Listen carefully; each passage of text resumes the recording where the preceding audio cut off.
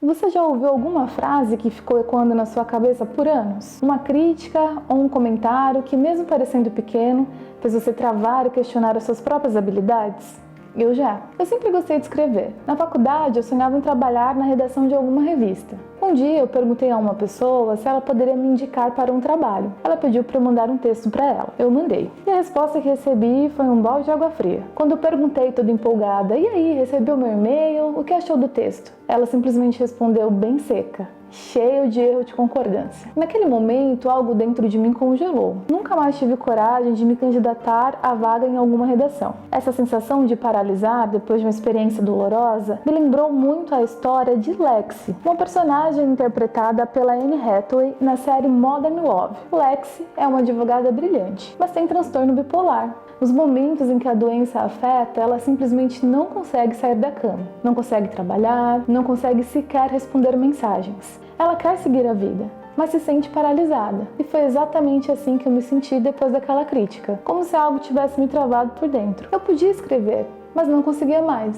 Me convenci de que talvez eu não fosse boa o bastante. Anos se passaram e em momentos em que eu passava por novas situações de crítica, os gatilhos vinham com tudo. Claro que provavelmente isso não tenha começado ali com aquela moça da faculdade, que por coincidência também se chamava Anne. É bem provável que essas sensações de incapacidade venham de bem antes, especialmente porque eu sou uma pessoa que faz duras críticas a si mesma e acabo criando essa ideia de que sou incapaz de fazer várias coisas, algo que se intensifica com o fato de eu ser TDAH. Mas esse é papo para outro vídeo. A pergunta que fica é, por que as palavras duras têm esse efeito tão forte na gente? Existe um motivo biológico para isso que dá uma certa justificativa. O nosso cérebro dá mais peso às experiências negativas do que às positivas. Isso era útil para os nossos ancestrais. Afinal, lembrar de um perigo podia salvar vidas. Mas no mundo de hoje, esse mecanismo nos faz guardar críticas como se fossem verdades absolutas, enquanto deixamos passar elogios e incentivos. É como se as palavras pesadas e os momentos em que elas são ditas se transformassem dentro do nosso corpo numa sensação de que um leão de 3 metros está vindo nos atacar.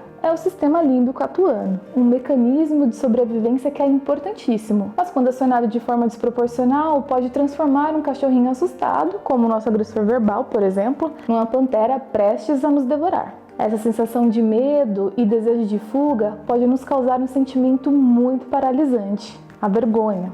A autora Brené Brown, no livro A Coragem de Ser Imperfeito, explica sobre isso. Ela fala que a vergonha se alimenta do silêncio. Quando guardamos uma crítica para nós e deixamos que ela se transforme num eu não sou bom o suficiente, estamos deixando essa vergonha crescer. E no meu caso, foi exatamente isso que eu fiz. Em vez de questionar aquela crítica ou buscar melhorar minha escrita com o tempo, eu simplesmente parei. E isso me leva a outra questão, o medo da rejeição. Muitas vezes não é só o medo de falhar ou de ser insuficiente que nos trava, é também o medo de ser rejeitado. Se alguém já apontou que não somos bons em algo, a gente começa a evitar situações que podem nos expor de novo a esse possível não. Eu achava que estava me protegendo, mas na verdade estava só me privando de oportunidades. Inclusive aqui no canal eu falo sobre esse outro monstro no vídeo em que dou um resumo do livro Sem Medo da Rejeição. Porque se tem uma coisa que eu aprendi, é que a rejeição não define o nosso valor. Só significa que precisamos tentar de novo. Se quiser entender melhor como se libertar desse medo também,